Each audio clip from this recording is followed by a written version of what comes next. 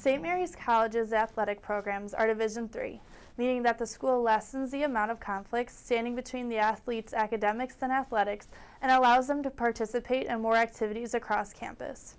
The St. Mary's Bells participate in a very competitive MIAA conference and have a wide variety of athletics to choose from, with programs in softball, volleyball, soccer, lacrosse, cross country, basketball, and tennis. D3 athletics are noted for allowing students to focus on school first and athletics second, and therefore placing education in front of athletics. Unfortunately, this has left Division III programs with the stigma of being non-competitive or less serious than D2 or D1 programs, which tend to place athletics in front of academics. D3 athletes, however, do not agree with this stereotype. I think there's definitely a stigma that comes with playing Division III sports, or that is around Division III sports, and that is that they feel that we are not as talented as people at the Division I level athletically, which I don't think is necessarily fair. Across the country, there are many schools and teams that compete in all different sports that are just as talented as Division I players. Some people didn't want to go to a big school and they wanted to go to a smaller school. They also feel that there's a bigger focus on Division I sports athletically, and because of that, they're often underplayed as students. And I feel like that's kind of not fair, because we don't get a lot of the glory and a lot of the cool things that they get at the Division I level, but we also have to be full-time students. St. Mary's students have a much different experience in comparison to other D3 schools, as they are located directly across from a Division I school, Notre Dame.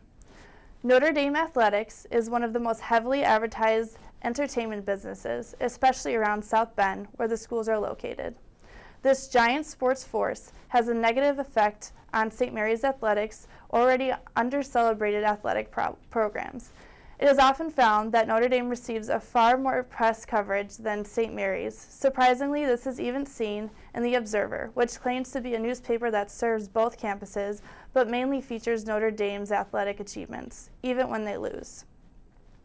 I think because we do have Notre Dame, a large university that's D1 across the street, it kind of takes away some of our light from our sports. So if a team goes to the championships like cross country just did, and they do really well and do fantastic, it never really is at the center of the town or the community's focus for sports. It'll always be like on the end page of a Notre Dame football or basketball like article. I definitely don't feel that St. Mary's athletes are recognized equally to Notre Dame's. So I was on the swim team my freshman year, and I got cut at the end of my freshman year. And not even everybody at St. Mary's knows that there's no swim team or that there ever was a swim team. So if people at St. Mary's don't even know, then people in the community don't even know. And I don't even know if it made any newspaper that we got cut as a school, as a swim team. The press coverage between Notre Dame and St. Mary's is, you can't even compare them really, because we aren't recognized. And I don't think that's fair.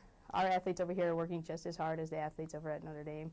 There's a lot of teams that are actually pretty good coming from our school, and no one knows about it. Like, we get one paragraph, I know. That's nothing compared to if Notre Dame loses by 50 points, they get a huge article. I don't think that the press coverage is even close to what it should be to St. Mary's. While the underrepresentation of St. Mary's athletics is a prevalent problem in the South Bend community, the emergence of new athletic fields, in addition to an entire new indoor athletic facility, will hopefully allow current and future student athletes at St. Mary's to be taken seriously with their new and improved look.